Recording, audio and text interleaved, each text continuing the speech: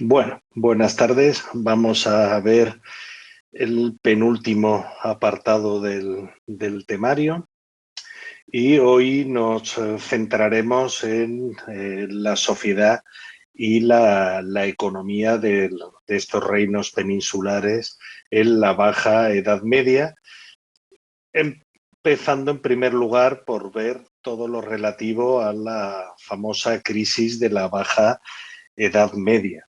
Hay que decir que es la crisis de la Baja Edad Media, el propio concepto de crisis, es una cuestión muy debatida. No obstante, hay una cierta unanimidad en que a partir de esa década, entre 1260 y 1270, antes del último tercio del siglo XIII en cualquier caso, pues comienza un periodo de profundos cambios. Sobre esta cuestión se han planteado 4 aproximaciones, por estructurarlo de alguna manera, y una aproximación socioeconómica, política, religiosa y también intelectual y artística a la cuestión. Desde el punto de vista socioeconómico, el estudio se ha centrado en analizar las crisis de la renta rural y su consiguiente efecto en las aristocracias y en las relaciones con los campesinos. Desde el punto de vista político, y en esto hemos ido insistiendo más, pues ya hemos ido viendo cómo surgen nuevas formas de Estado, vemos cómo se ha producido la concentración del poder político y cómo se han ido perfeccionando los mecanismos institucionales, fiscales y militares en los diferentes reinos. Desde el punto de vista religioso, en general, hemos visto que se produce en este periodo pues una crisis de la religiosidad tradicional y de las jerarquías eclesiásticas, y en general pues hay un clima en el que se clama por una reforma. Y desde el punto de vista, el cuarto punto de vista para aproximarnos a esta crisis bajo medieval sería el punto de vista intelectual y artístico. Es decir, se van produciendo toda una serie de cambios en la sensibilidad y surgen novedades en cuanto a las creaciones intelectuales y artísticas. En realidad, como es lógico, estas 4 aproximaciones hay que verlas desde un punto de vista conjunto, es decir, aunque estemos viendo variantes socioeconómicas, políticas, religiosas, intelectuales y artísticas, esas 4 aproximaciones, pues evidentemente forman un todo. Aunque en general, en las últimas décadas, los análisis que han predominado son los que se centran en aspectos económicos y sociales. También, cuando hablamos de crisis, no de esta bajo medieval, sino en general, hay que considerar separadamente aspectos o elementos estructurales de los coyunturales. Es decir, entendemos que hay una serie de elementos estructurales que son los de fondo, son cambios de fondo, y cuestiones coyunturales, es decir, pues episodios más o menos significativos que ocurren en periodos más o menos cortos. En cuanto a los elementos coyunturales, tenemos hambrunas, epidemias, guerras, etcétera, etcétera. Como ocurre siempre, los cambios coyunturales son los más fáciles de percibir, tanto por parte de los que vivieron en la época como por los historiadores. Lo que pasa es que como historiadores no podemos dejarnos llevar por los cambios coyunturales o por esos episodios tan llamativos de guerras, de hambrunas y epidemias, porque a fin de cuentas son solo unas cuestiones puntuales que solo la conjunción de todas ellas es la que nos lleva a los cambios estructurales. Evidentemente, como acabamos de decir hace un momento, tiene que ser el análisis conjunto de los cambios estructurales y los coyunturales lo que nos posibilite analizar el alcance de esta crisis. Y luego en las últimas décadas han predominado las aproximaciones económicas a esta cuestión marxistas y malthusianas, es decir, un enfoque desde el materialismo histórico, el materialismo dialéctico, a cómo se habían desarrollado los acontecimientos.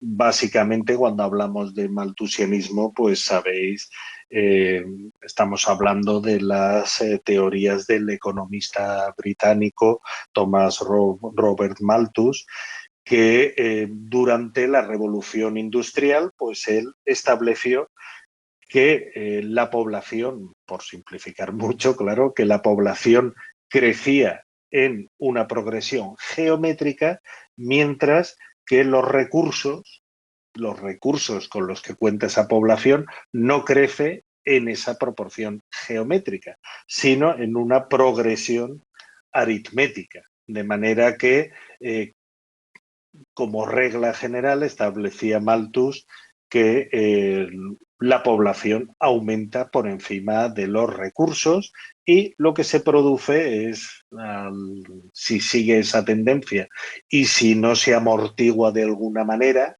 sea pues con una guerra, una pandemia o lo que sea, pues se produce lo que se llama una catástrofe malthusiana. Es decir, pues cuando se crece por encima de las posibilidades.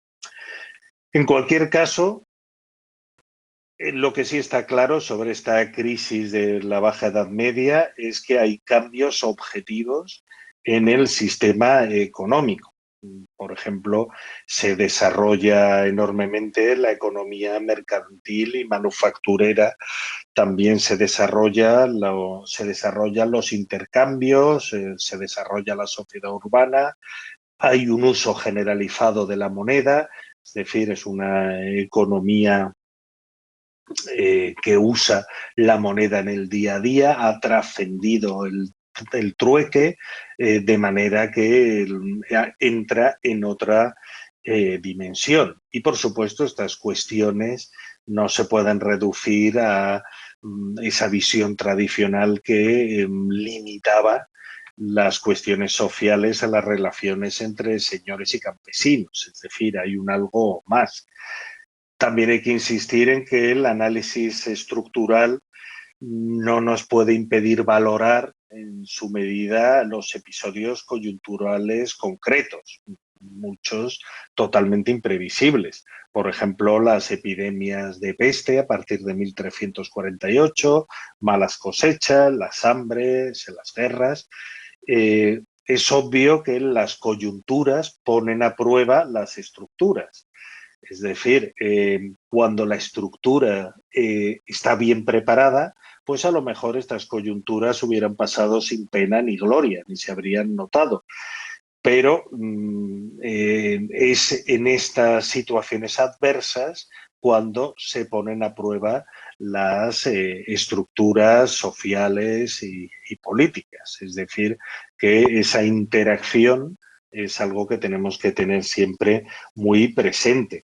Y, ojo, tenemos que tener también mucho cuidado con las perspectivas teleológicas, porque nosotros sí sabemos lo que ocurre después, pero el saber lo que ocurre después nunca significa que necesariamente tendría que haber ocurrido esto y no otra cosa. Es decir, que tampoco podemos dejarnos llevar por saber cómo iban a evolucionar estas cuestiones. Por ejemplo, esto se suele decir en relación con la monarquía de agregación de los reyes católicos. Sabiendo que esto desembocaría en el Reino de España, no podemos ver el resto de la historia como que necesariamente tendría que haber ocurrido esto y no otra cosa.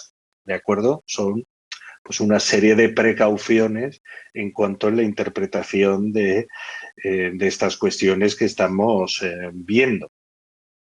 Lo digo porque no se puede simplificar, como se ha dicho a veces, afirmando que, por ejemplo, que el Estado moderno es una consecuencia de esta crisis del siglo XIV. Sobre todo porque ya hemos visto que su origen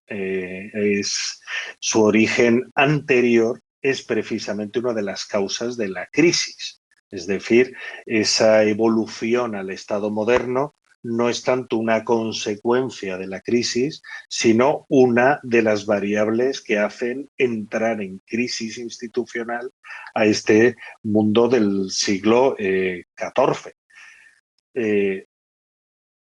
Tampoco podemos, cuando hablamos de la gran epidemia de 1348, no podemos considerarla como una variable que inevitablemente iba a llevar a un cambio de régimen. Lo que sí lleva esta gran epidemia a que los supervivientes, las generaciones que se libran de la quema, reaccionen ya desde posiciones bastante diferentes. Es decir, hay una readaptación social a la realidad que, con la que se encuentran después de toda esta serie de epidemias de mediados del siglo XIV. Centrándonos en las cuestiones relativas a la península ibérica, porque lo que hemos hablado hasta ahora, digamos que se aplica en general al mundo bajo medieval, el mundo europeo, occidental, bajo medieval. En la península ibérica no podemos aplicar sin más pues teorías que se han desarrollado para otros sitios como por ejemplo Francia. Por ejemplo, considerar la superpoblación, esa catástrofe maltusiana de la que hablábamos hace un momento, considerar la superpoblación como desencadenante de la crisis, pues no tendría sentido en la península.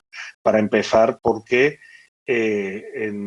todavía hay grandes reinos en proceso de colonización interior, es decir, podemos hablar de superpoblación en algunas áreas, por decir algo, de los Países Bajos. Ahí hay poco terreno y mucha población, un desarrollo económico que lleva a una explosión demográfica con muy pocos recursos.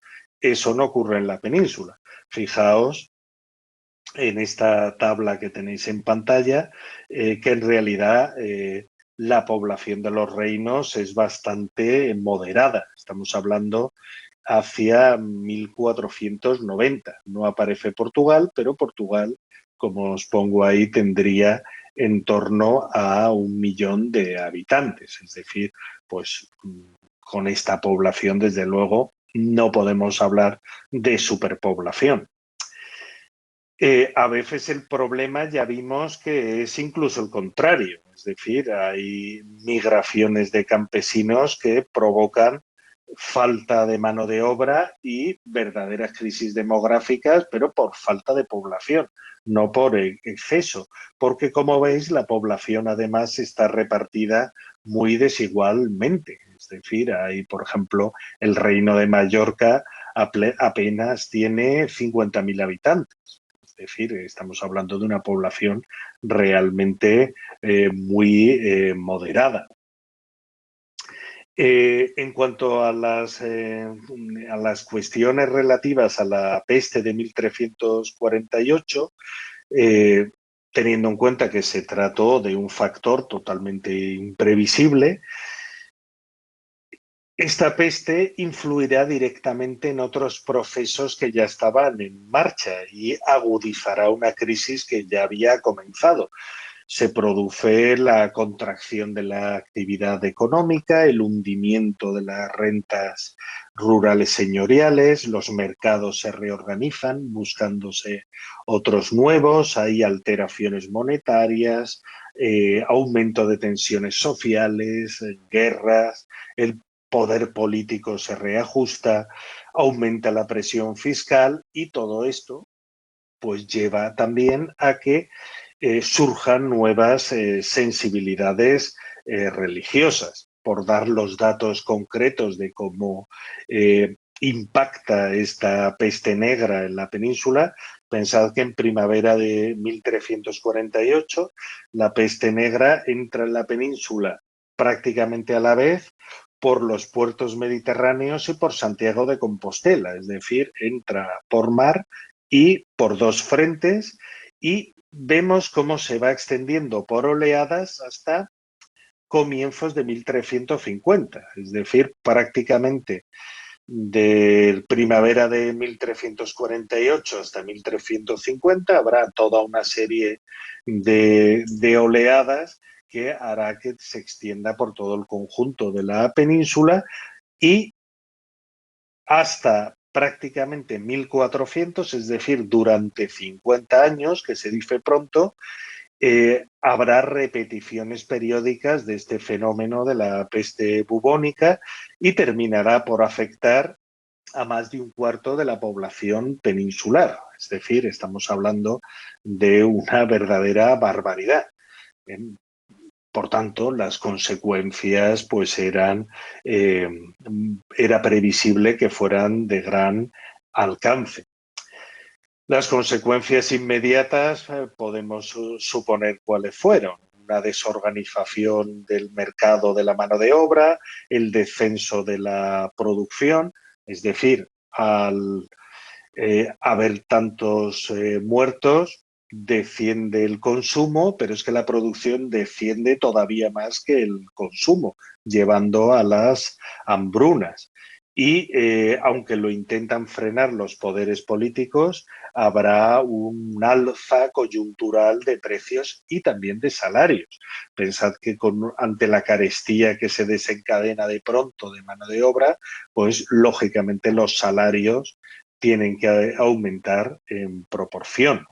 Habrá episodios de violencia y de robos, sobre todo contra los judíos, obras en marcha se suspenderán, se reducirá el volumen de los cargos públicos, si la administración era pequeña, se hace más pequeña todavía por la dificultad de encontrar gente capacitada y desde luego fue la ruina para arrendadores y perceptores de rentas. Es decir, habíamos visto cómo era una práctica habitual el arrendar y adelantar a la corona, adelantarle los tributos, pero claro, cuando se da esta situación, los que se habían arriesgado a arrendar estas rentas, pues muy difícilmente o sería casi imposible que recuperaran lo invertido. Todo esto pues contribuirá a la desorganización del mundo rural. Por ejemplo, esta incipiente colonización agraria que habíamos visto se detendrá durante décadas, proliferarán los despoblados en el campo y esto llevará a esta falta de mano de obra y el que todo el mundo entre en esa dinámica de sálvese quien pueda, buscando condiciones mejores, llevará a que se endurezcan las relaciones entre señores y campesinos. En resumidas cuentas, todo esto llevará pues al crecimiento de las tensiones sociales. No todo el mundo lo sufre de la misma manera, porque habrá tanto señores como eclesiásticos como campesinos acomodados que aprovechen la crisis para enriquecerse. Ante el abandono de tantos espacios, de tantas tierras, pues los precios bajarán y estas epidemias contribuirán a la concentración de la propiedad. Si ya de por sí había zonas de grandes latifundios, a partir de esta crisis, pues este fenómeno de concentración de la propiedad se irá acentuando. Y desde luego estas epidemias potenciarán todavía más el fenómeno urbano.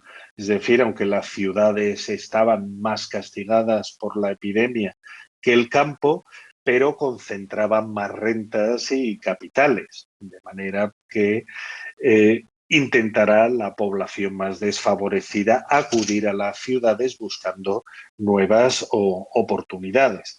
El problema que tenemos a la hora de evaluar qué es lo que ocurrió es que las cifras que aparecen en las fuentes de esta época pues no son siempre fiables.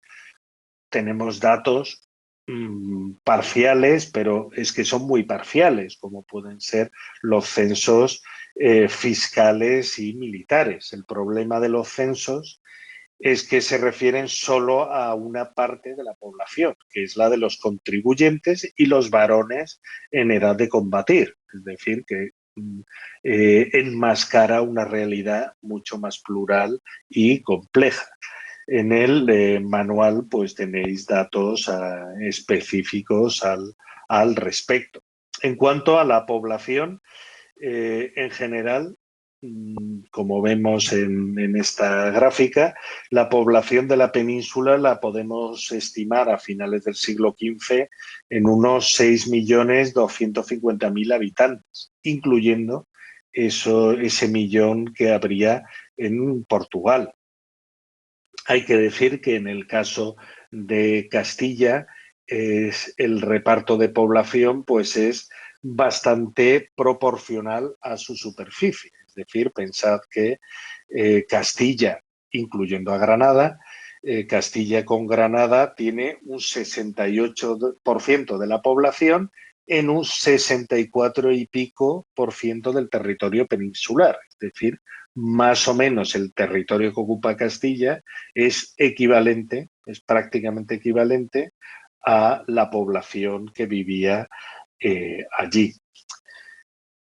Hablando de población, entre los siglos XIV y XV se modificará la distribución del poblamiento rural y urbano. Como hemos comentado, surgirá o se acentuará el fenómeno de los despoblados rurales por efecto tanto de la mortandad de la peste como el éxodo hacia las ciudades, lo que llevará a una concentración de la población. Y en todo momento veremos que habrá una pugna jurisdiccional entre las áreas de realengo y los señoríos. Es interesante cómo se ofrecerán ventajas fiscales o incluso habrá coacciones sobre la población para atraerla a los distintos territorios.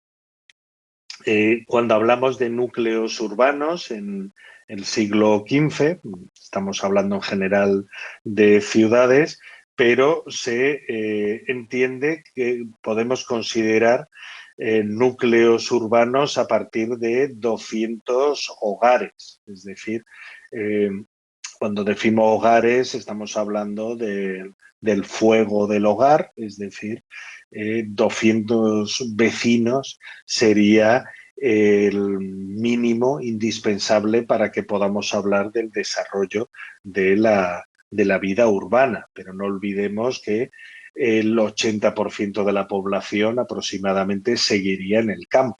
Y cuando hablamos de un éxodo hacia las ciudades, estamos hablando de algo muy moderado en relación al inmenso volumen que tenía la población rural. En cualquier caso, hay una tendencia que ya venía desde el mundo antiguo y es que las mayores concentraciones urbanas se dan en Andalucía, en el sur de la península, esa antigua bética romana, sigue manteniéndose la mayor concentración de la población en las ciudades, en el manual tenéis datos concretos al respecto. Entrando ya en cuestiones estrictamente económicas, en este periodo, como en todos los anteriores, la base del sistema económico seguirá siendo la producción, la renta y el trabajo agrario. Es decir, el mundo agrario será la base de todo el sistema e incluso será la base de la organización social.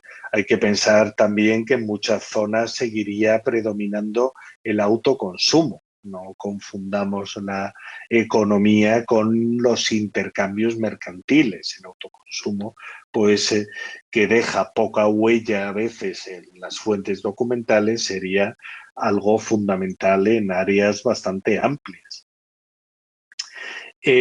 Un fenómeno característico de esta baja edad media será la multiplicación y concentración de puntos de economía urbana, es decir, cómo se van formando verdaderas redes con cada vez más nodos de esa economía urbana en la que se usa cada vez de forma más sistemática la moneda y los instrumentos de mercado.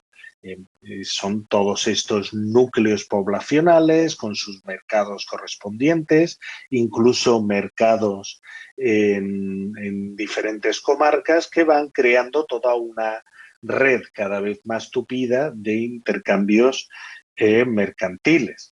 Lo que pasa es que, como sabemos, cuando hablamos de economía mercantil, desde luego la península no conformaba un todo homogéneo. Es decir, la economía mercantil estaba muy desarrollada en zonas como Cataluña, mientras que en Castilla el territorio era muy extenso y con realidades muy variadas. En estos mapitas que os he incorporado aquí al PDF, pues podéis ver las distintas realidades que se dan en diferentes zonas de la península.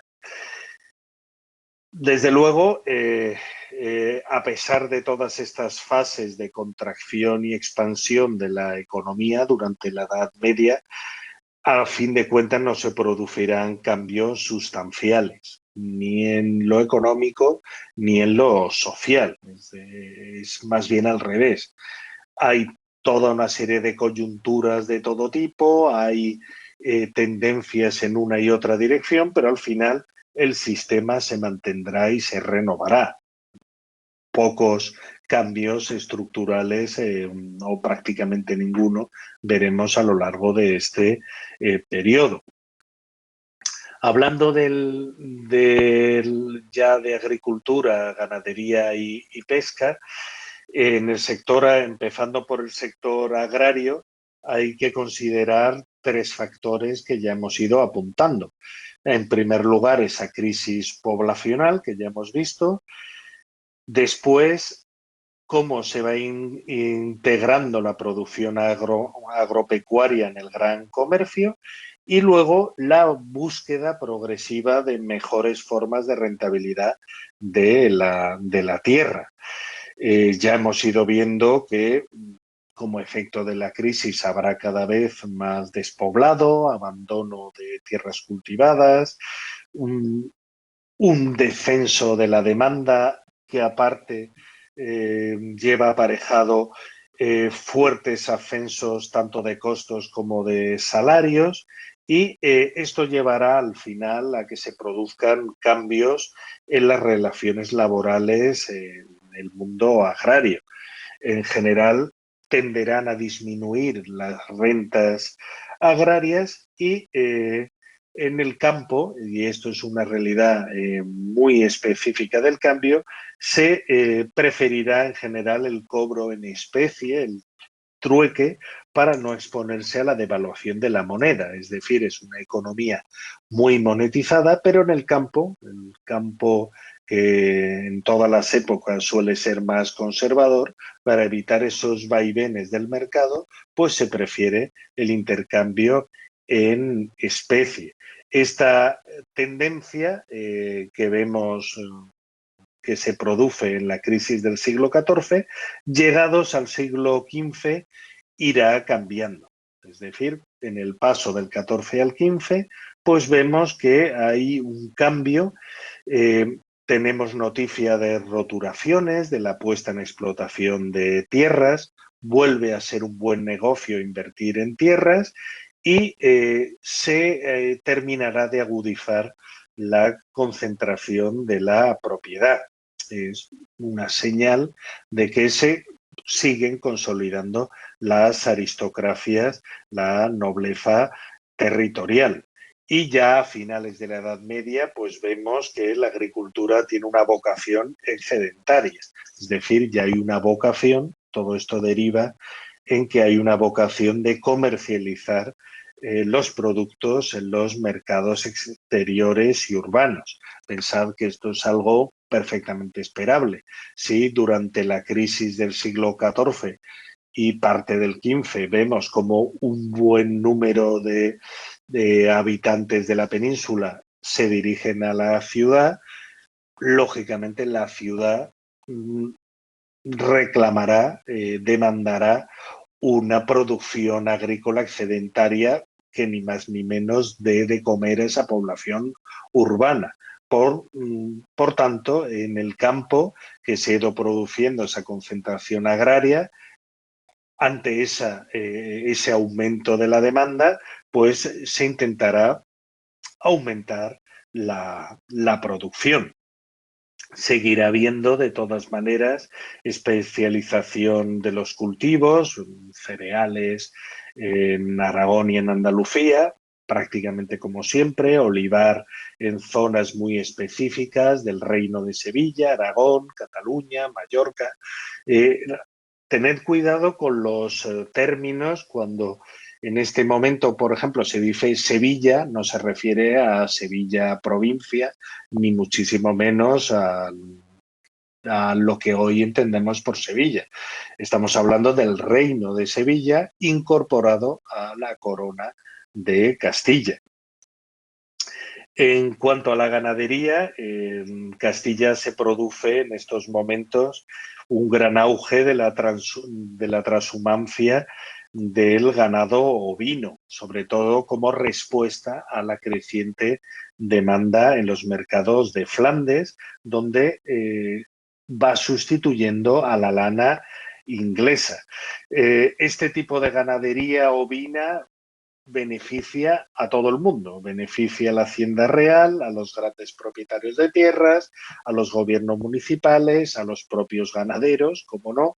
Es decir, se tratará de un tipo de producción ganadera que favorecerá a todo tipo de instancias y todo tipo de sectores en la población. Estamos hablando de que la gran transhumancia castellana afecta a casi 3 millones de cabezas de ganado en tiempos de los Reyes Católicos. Esto, pues, podemos hacernos una idea de que es una verdadera barbaridad. Y en cuanto a la pesca, por dar también alguna noción, la pesca en este periodo se beneficiará directamente de los avances técnicos en la navegación. Además, al haber avances en la conservación del pescado, pues se expanderá su consumo en el interior, sobre todo por esa elaboración del pescado seco o salado, en la producción de salazones, por ejemplo, las almadrabas atuneras del sur, donde esta tradición, como sabemos, viene de época romana, pues esta producción de salazones, por supuesto, será ampliamente excedentaria y los productos llegarán a todo el interior. Pasando a el desarrollo de la economía mercantil, desde luego, si tenemos que decir tenemos que hablar de una innovación en la Baja Edad Media, desde luego es el desarrollo de las actividades mercantiles, que además es lo más estudiado por parte de la historiografía. En este caso, la variable fundamental será el desarrollo de la navegación. Ya hemos comentado en alguna ocasión la gran importancia que tiene el transporte por vía fluvial y marítima, que es infinitamente más rápido y más eficiente que el transporte terrestre. Entonces, ese desarrollo de la navegación, desde luego, llevará de la mano una verdadera explosión de la actividad mercantil. Por ejemplo, tenemos en Castilla cómo se multiplican en este periodo las ferias en núcleos menores y zonas rurales, como comentamos antes, creándose verdaderas redes comerciales, o como en Aragón hay un comercio a gran escala muy desarrollado, con un especial papel protagonista de las lonjas que se dedican específicamente al comercio. En Cataluña, concretamente, vemos cómo los mercaderes se organizan de la misma manera que las ciudades mercantiles italianas. Es decir, se trata de una tendencia que vemos en todo el mundo europeo occidental de la época. Y desde luego, como elemento fundamental para el desarrollo de esta actividad mercantil, tenemos la monetización del sistema económico que se va acelerando cada vez más. Sobre el sistema de cuentas, pues tenéis detalles más concretos en el manual. En estos momentos, pues vemos cómo a la par que se desarrolla el comercio, también se desarrollan mecanismos que faciliten esos intercambios comerciales, como el préstamo de dinero a largo plazo, algo fundamental en el desarrollo de esta economía mercantil. Vemos también los precedentes más antiguos de la banca, las actividades de los cambistas. Pues son cuestiones que evidentemente van totalmente de la mano, son interdependientes. En cualquier caso, desde la corona se procurará controlar legalmente estas condiciones en relación con los préstamos, sobre todo para evitar abusos y limitar las tensiones sociales que pudiese producir esta actividad. En cuanto a las actividades comerciales y manufactureras, vemos para esta época cómo va adquiriendo creciente importancia la artesanía y ese comercio de abastecimiento de los núcleos urbanos. Estos núcleos urbanos que, a fin de cuentas, serán el principal motor de la actividad comercial. Sobre estas cuestiones, pues cómo se regula el régimen de oficios, las distintas figuras como el almotacén, los alamines, etcétera, etcétera, pues tenéis los datos concretos también en el manual. En cualquier caso, vemos que este régimen de oficios estaba muy bien adaptado a la producción destinada al mercado local, ¿de acuerdo? Pero las manufacturas destinadas al gran comercio funcionaban de otra manera. Es decir, cuando hablamos de oficios, de gremios, etcétera, no estamos hablando de la gran producción destinada a la exportación. En este caso serían los principales mercaderes los que controlaban el conjunto del proceso productivo, desde el suministro de materias primas hasta las retribuciones del artesano. Es decir, no confundamos términos, se trata de actividades destinadas a redes comerciales de distinto alcance. Se trata también en el manual del caso específico del comercio exterior catalán y aquí se trata de un término que es bastante interesante, que es lo que se llama el tráfico triangular. Es decir, no pensemos que cuando hablamos de el comercio en esta época estamos hablando de llevar una mercancía del punto A al punto B, sino que lo más frecuente es en una navegación que suele hacerse de cabotaje o que suele hacerse con diferentes escalas, resultaba frecuente ir vendiendo en unas escalas los productos comprados en otras o lo que ya estaba muy extendido desde la época del Imperio Romano, que es el comercio de retorno. Es decir, por ejemplo, si se lleva, por ejemplo, mercancías de la península a puertos de Rodas, de Chipre, de Beirut, de Alejandría, todos estos puertos, como es lógico, de retorno se traería toda una serie de mercancías de alto valor añadido como importaciones, como pueden ser especias, tejidos de seda, de lino, de algodón, etcétera, etcétera. Es decir, que como vemos se va haciendo cada vez más complejo este mundo de los intercambios comerciales. Y en lo que se refiere al comercio exterior castellano, pues tendría un carácter diferente al que hemos visto en el mundo de la Corona de Aragón y sobre todo de los mercaderes catalanes. En este caso, los principales clientes, lógicamente, serían los reinos hispánicos fronterizos de Castilla, pero adquirirá creciente importancia el comercio con Flandes. A Flandes se exporta lana, hierro, vinos, etcétera, y se importa la pañería flamenca, también inglesa, francesa, pero menos, lienzos, tapices, etcétera.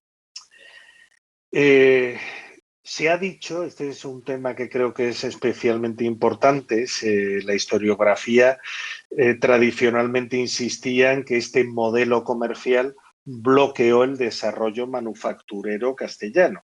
Es decir, Castilla exporta materias primas y lo que hace es importar manufacturas desde Flandes, sobre todo, y esto pues desincentivaría el desarrollo de esas manufacturas en la propia península. Hay quien ha querido ver en este retraso las manufacturas, pues la pobre industrialización hispana, incluso en época contemporánea. Sobre esto hay distintas opiniones. Este capítulo lo escribe el profesor Ladero y él, pues su punto de vista es que no es para tanto, ¿no? Que es simplemente otro modelo de desarrollo económico. Lo que pasa es que, claro, cada uno tiene su opinión al respecto. Pensad que este modelo productivo lo que genera es mucha mano de obra poco cualificada, es decir, una sociedad bastante más polarizada, menos diversificada, sobre todo en las ciudades. Pensad en si estamos hablando de estos 3 millones de cabezas de ganado, pues para gestionar esas cabezas de ganado tendríamos un número importantísimo de población, pero poco cualificada, frente a esa población muy cualificada que habría en las zonas de destino de esas materias primas para producir las manufacturas. Es decir, bueno, es cuestión de que leáis este apartado del manual y saquéis vuestras propias conclusiones.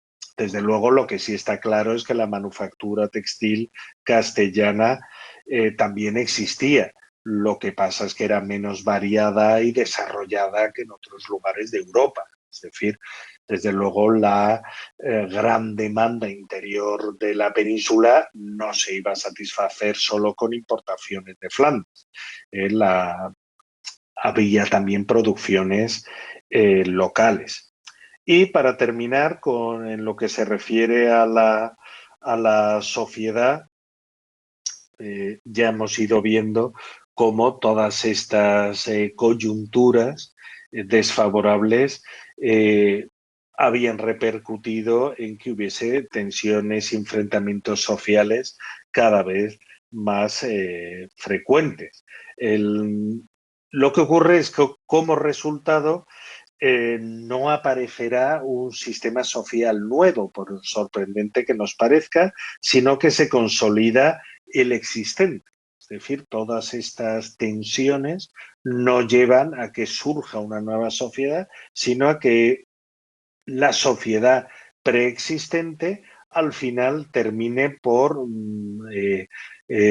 cimentar todavía más el orden establecido. Y este orden, ya como bien sabemos, perdurará a lo largo de toda la Edad Moderna hasta el final del antiguo régimen y, dependiendo de la zona, incluso más allá. Por hablar de los distintos grupos, cuando hablamos de la nobleza, aquí tenemos, por dar las notas más importantes, la nobleza como grupo social incluiría tanto la nobleza de sangre como los caballeros, en el caso de Castilla, es decir, los que eran aristócratas, pero todavía no se habían convertido en un linaje nobiliario. Y en este caso, pues lo que tienen en común es que tanto la nobleza de sangre como esos caballeros, en el caso castellano, esa aristocracia que todavía no había cuajado en una nobleza, lo que tenían en común es percibir rentas de origen agrario y una participación directa o indirecta en la comercialización de estos productos agrícolas y ganaderos. También tenían en común prerrogativas económicas y políticas y privilegios fiscales y jurídicos. En este mundo, si tenemos que decir en estas interacciones sociales cuestiones fundamentales, serían como términos el linaje y la clientela, esas redes de solidaridades que se crean entre estos grupos privilegiados y el grueso de la población. Lo que está claro es que la nobleza vieja de los siglos XII y XIII se irá viendo sustituido por una nobleza nueva. Y en el manual pues tenéis datos estadísticos incluso en cuanto al volumen que suponía esta población. También se hace un repaso en este capítulo del manual sobre los grupos sociales urbanos y porcentualmente es interesante darnos cuenta de hasta qué punto ese sistema piramidal de reparto de la riqueza y reparto de los privilegios se traduce de la misma manera en la ciudad, de manera que las élites urbanas representarían tan solo en torno a un 3% de los vecinos, con un 20-25% que serían unos niveles medios, maestros artesanos, mercaderes, etcétera, y el 70% de la población urbana pues serían los asalariados en general. Por supuesto, también habría que considerar el clero con grandes diferencias jerárquicas internas. Por establecer una diferencia entre los distintos territorios, pues hay que decir que en la Corona de Castilla el patriciado urbano se integra con la pequeña nobleza en el gobierno de las ciudades y en la Corona de Aragón hay una diferencia importante, que la nobleza, aunque viva en la ciudad, no suele formar parte del gobierno municipal. Es decir, que en la Corona de Aragón vemos una mayor presencia de esta naciente burguesía en el gobierno de las ciudades. Y para terminar, pues el campesinado que, como hemos visto, seguía a pesar de todo, suponiendo el 80% de la población peninsular y paradójicamente es de los que sabemos menos porque hay muchas menos fuentes en relación con esta gran masa de la población. En general, asistimos en este periodo a una mejora económica de una minoría del campesinado, pero en general el acceso a la propiedad de la tierra seguía estando en manos de muy pocos y eso lastraba en gran medida la promoción y el avance social en este mundo rural. Y hay unas paginillas para terminar en este tema, que no las olvidéis, en las que básicamente se pasa revista a las tensiones sociales en el campo, muchas de ellas a cuenta de esto que veis en esta imagen, es decir, vinculadas estas tensiones a la implantación de las órdenes militares y la disputa por el control de la tierra entre estas importantes órdenes militares y, los diferentes núcleos que se van conformando. Y eso es todo. Ya sabéis, para cualquier duda, pues aquí me tenéis. La semana que viene, pues terminaremos con el último tema de la asignatura. Así que, gracias.